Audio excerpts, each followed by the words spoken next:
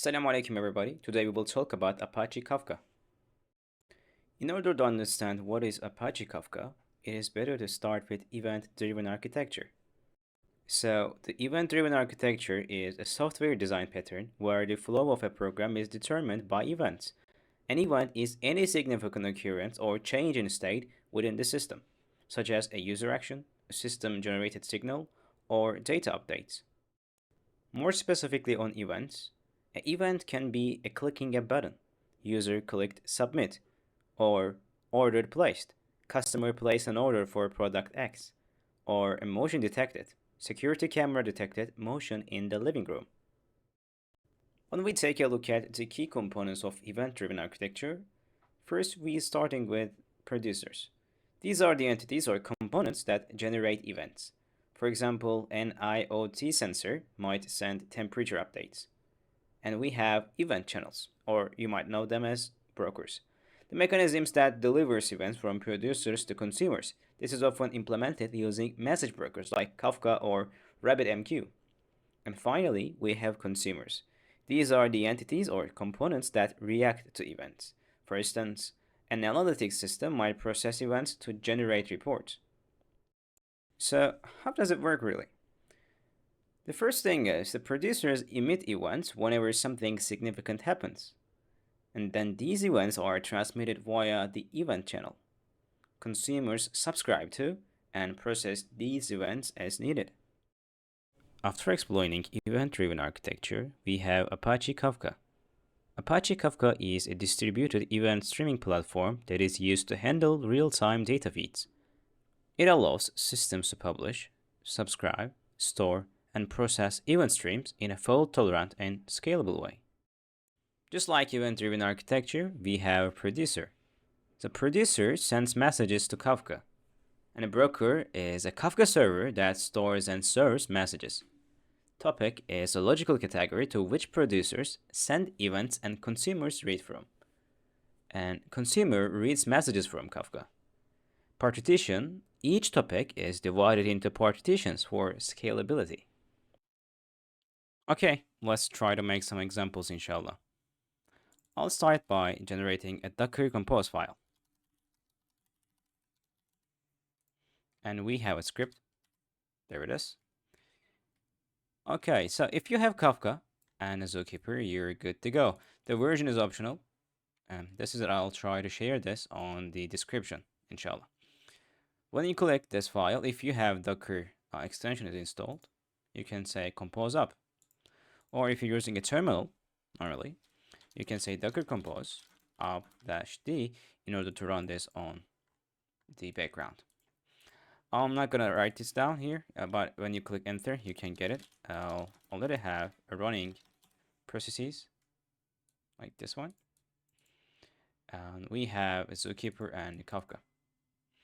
So after doing this, let's go to our Java code. For a Java project, I'll use a Maven. Let's go to Maven repository and search for Kafka. Code for the second one, 3.9.0. I'll use this. Let's go back. Say dependencies.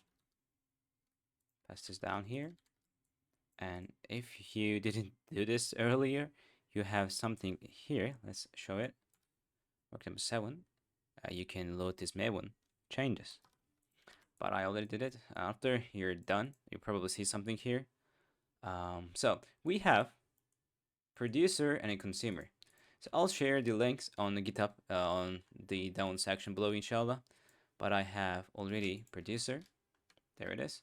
I'll try to explain it. And we have also consumer. There it is.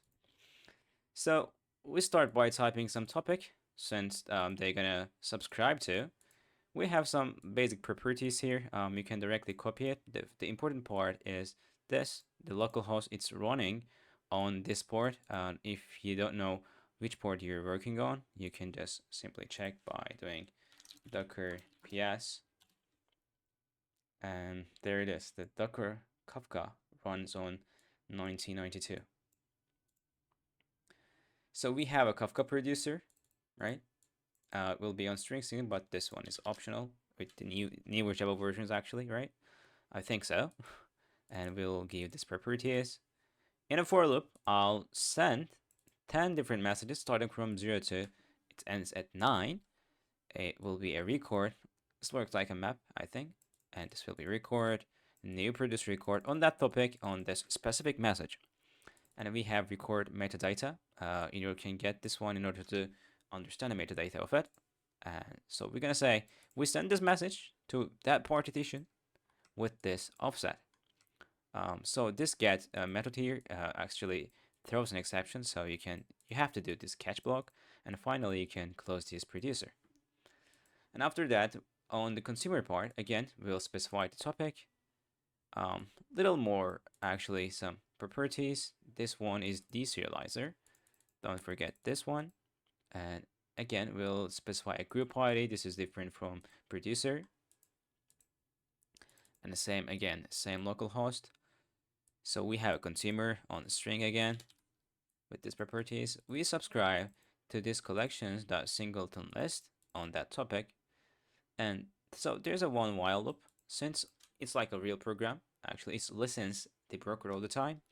And if there's no message, it will say no message is found. And if there's a message, you can receive that message and print on the screen. Again, same consumer close. So actually, I'll start by running consumer first to say it inshallah. So there it is. It subscribe to topic example topic, and no messages are found yet. So I'll run this producer. And when we run this, so there is the messages. Let's put them one by one. Okay, we're reading no messages. And when we run the producer, here, there it is. There is the messages. So the message 0, the partition 0 is offset 110.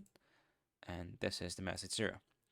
So this is it actually, guys, the basic Kafka example. If you have any kind of questions, don't hesitate to write them on the comment section below. I hope you guys learned something, inshallah, and see you guys in the next video if it's possible. Assalamu alaikum wa rahmatullahi wa barakatuh.